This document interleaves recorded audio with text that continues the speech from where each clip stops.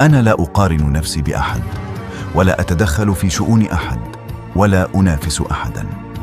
وإن كنت تعشق المقارنات فذلك شأنك لا شأني، فأنا بعيد عن الجميع، وأتمنى الأفضل لكل من حولي.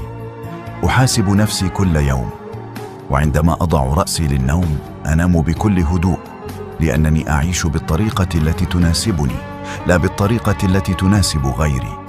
أفعل ما أؤمن به فقط، ولا أتصنع لكسب رضاء أحد. أعشق البساطة، لأنني تربيت في منزل لا يغلق بابه أبدا. تربيت على الاحترام، وعلى الكلمة الطيبة، والنية الصافية. وتعلمت أن راحة البال لا تشترى، وأن القلوب النظيفة لا تخسر أبدا.